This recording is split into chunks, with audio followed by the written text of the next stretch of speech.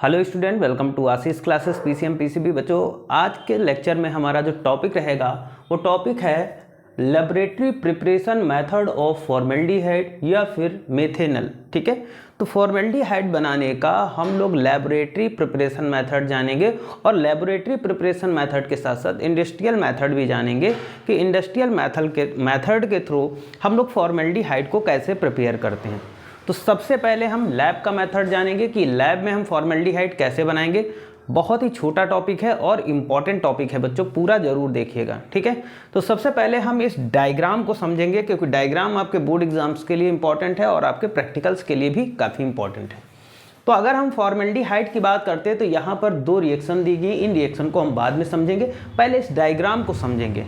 तो फॉर्मेल्डिहाइड की बात करते हैं बच्चों। लैब में फॉर्मेल्डिहाइड बनाने के लिए कुछ इस तरीके से ये एक लेबोरेटरी प्रिपरेशन मेथड होता है, यानी ये एक पूरा लैब का स्ट्रक्चर होता है जहां पर फॉर्मेल्डिहाइड को बनाया जाता है। अब फॉर्मेल्डिहाइड या फिर मेथेनल की बात करते हैं तो इसको लैब में कैसे बनाते हैं। तो सबसे पहले हम क्या करते हैं, ये एक स्टैंड ले लेते हैं। इस स्टैंड के हेल्प से हम ये राउंड जो फ्लास्क है, ये जो राउंड फ्लास्क दिख रहा है, इसको इस स्टैंड की हेल्प से देखो इसको खड़ा कर देते हैं। ठीक, नीचे यहाँ पर क्या कर देते हैं, यहाँ पर देखो ये स्टैंड से जब खड़ा किया तो नीचे एक बर्नर लगा देते हैं। ये बर्नर वो बर्नर होता है जो कि इसको हीट करता है, जहाँ से हम इसको हीट करते हैं। ठीक, आगे चल करके आगे यहाँ पर एक पाइप लगा हुआ है जिसमें ये प्लेटिनेटेड एस्बेस्टस है और इस पाइप से एक निकला हुआ है पाइप, यानी एक पाइप इस राउंड फ्लास्क से निकलता हुआ यहाँ पर गया और एक पाइप इधर जोड़ दिया गया जिसके थ्रू इस फ्लास्क के अंदर एयर यानी ऑक्सीजन आएगी। ठीक, यहाँ पर प्लेटिनाइज्ड एस्बेस्टस होगा, यानी प्लेटिनाइज्ड एस्बेस्टस लगा होगा। नीचे यहाँ पर एक स्टैंड लगा होगा जिसकी सहायता से ये वाला जो पाइप है, ये वाला जो पोर्शन है, ये स्टैंड पे खड़ा होगा।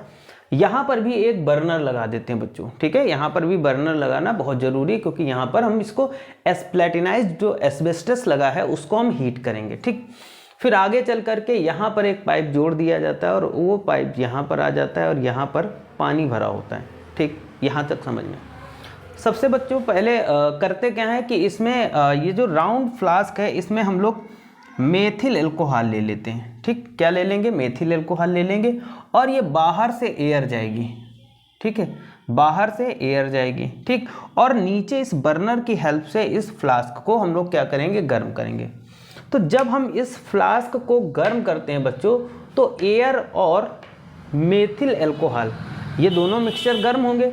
तो गर्म होने के बाद में ये यहाँ से वेपर्स के फॉर्म में यहाँ से होते हुए आगे की ओर जाते हैं। ठीक, यहाँ से आगे की ओर जाएंगे। तो जब ये वेपर्स के फॉर्म में आगे की ओर जाएंगे तो यहाँ पर क्या होगा, यहाँ पर प्लेटिनाइज्ड एस्बेस्टस लगा है, ये प्लेटिनाइज्ड एस्बेस्टस है।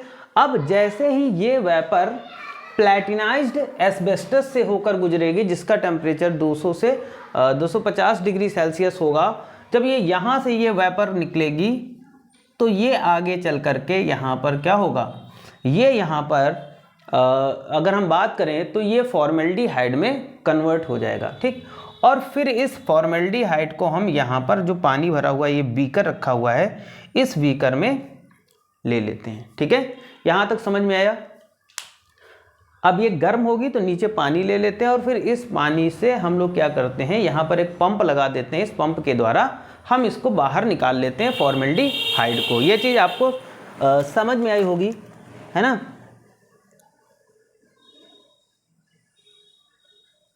अब देखो यहाँ पर जो होगा, जो एक्वस सॉल्यूशन होगा फॉर्मेल्डिहाइड का, ठीक, यहाँ पर जो 40% जो यहाँ पर एक्वस सॉल्यूशन होगा, भाई कॉमन सी बात है, नीचे पानी है तो ये फॉर्मेल्डिहाइड का एक्वस सॉल्यूशन होगा।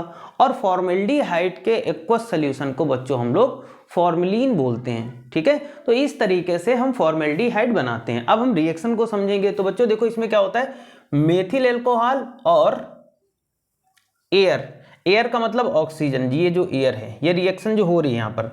तो देखो मेथिल एल्कोहल इस फ्लास्क में है और ये एयर यहाँ बाहर से जा रही है। तो ये दोनों जब अंदर जाएंगी तो यहाँ पर जो हम इन दोनों को हीट करेंगे तो ये हीट करने पर यहाँ से क्या होगा, मेथिल एल्कोहल की वेपर्स निकलेगी, यहाँ से मेथिल अल्कोहल की वेपर निकलेगी, ठीक। फिर उसके बाद में अब ये वेपर जो यहाँ पहुँचेगी इस वाले पाइप के अंदर, तो यहाँ पर प्लेटिनाइज्ड एस्बेस्टस होगा, ये जो कि हमारा प्लेटिनाइज्ड एस्बेस्टस यहाँ पर लगा हुआ है। ये प्लेटिनाइज्ड एस्बेस्टस क्या होगा, इसका जो टेम्परेचर होगा वो बच्चों होगा 200 degree Celsius to 250 degree Celsius, इतना टेम्परेचर होगा। और इस टेम्परेचर पर जब हम क्या करेंगे कि यहाँ पर जो वेपर होगी एयर और एथिल अल्कोहल, सॉरी हाँ, एयर और मेथिल अल्कोहल की, तो वो क्या होगी, मेथिल अल्कोहल की वेपर और एयर की जो वेपर जाएगी, ये दोनों यहाँ से जब गुजरेंगी और टेम्परेचर कितना होगा 200 से 250 होगा, तो वहाँ पर जब ये इस टेम्परेचर पर यहाँ से गुजरेंगी तो आगे हमारा फॉर्मेल्डिहाइड बन जाएगा और H2O, ठीक है। अब फॉर्मेल्डिहाइड कैसा होगा, ये एक एक्वस सोल्यूशन होगा, क्योंकि देखो ना यहाँ पर फॉर्मेल्डिहाइड बनना प्लस वाटर भी है, तो यहाँ पर ये 40% क्या होगा, एक्वस सोल्यूशन होगा, जिसे हम लोग फॉर्मेलिन कहेंगे, ठीक है। समझ में आया होगा। अब दूसरी रिएक्शन देख लो यहाँ पर, इसमें क्या होता है कि अगर हम कॉपर की प्रेजेंस में, कॉपर और एयर की प्रेजेंस में, ठीक है, यानी हम क्या करते हैं कि अगर इसकी मेथिल अल्कोहल की वेपर को 500 से 550 डिग्री सेल्सियस टेम्परेचर पर हीट करते हैं और उसके ऊपर से अगर हम वेपर को पास कराते हैं, ठीक है, ठीक है, यानी एटमॉस्फेरिक ऑक्सीजन के साथ अगर हम मेथिल अल्कोहल को कॉपर की प्रेजेंस में 500 से 550 डिग्री सेल्सियस, कॉपर क्या होगा, एक कैटलिस्ट होगा, यानी जिसकी प्रेजेंस में रिएक्शन होगी, जिसकी उपस्थिति में रिएक्शन होगी, ठीक है। तो ये जब रिएक्शन करेंगे तो यहाँ पर हमारा फॉर्मेल्डिहाइड या फिर मेथेनॉल और H2O बन जाएगा। तो ये बच्चों एक लेबोरेटरी प्रिपरेशन मेथड था जो कि इंपॉर्टेंट था आपके लिए, है ना, आपके बोर्ड एग्जाम में पूछा भी जाता है यहाँ से लैब के साथ साथ। अब देखो इसमें कोई मुझे नहीं लगता आपको कोई दिक्कत हुई होगी, चीज़ें समझ में आ गई होंगी, अगर कोई प्रॉब्लम है तो आप कमेंट करके जरूर बताइएगा। अब देखो यहाँ से चलते हैं हम आगे, अब हम इंडस्ट्रियल मैन्युफैक्चरिंग की बात करेंगे कि इंडस्ट्री में हम फॉर्मेल्डिहाइड को कैसे प्रिपेयर करते हैं, हाउ कैन बी प्रिपेयर, ठीक है, कैसे प्रिपेयर कर सकते हैं या कैसे प्रिपेयर करते हैं, इंडस्ट्री में फॉर्मेल्डिहाइड कैसे बनाई जाती है। तो देखो अगर हम इंडस्ट्रियल मेथड की बात करते हैं तो सबसे पहला मेथड आता है बाय ऑक्सीडेशन। इसमें क्या कराते हैं कि जो मेथिल अल्कोहल होता है उस मेथिल अल्कोहल का ऑक्सीडेशन कराएंगे, तो जब ऑक्सीडेशन कराएंगे तो ऑक्सीजन कॉमन सी बात होगी। सिल्वर Ag की प्रेजेंस में, Ag क्या है, एक कैटलिस्ट का वर्क करेगा और जो टेम्परेचर होगा वो 400 डिग्री सेल्सियस होगा, ठीक है।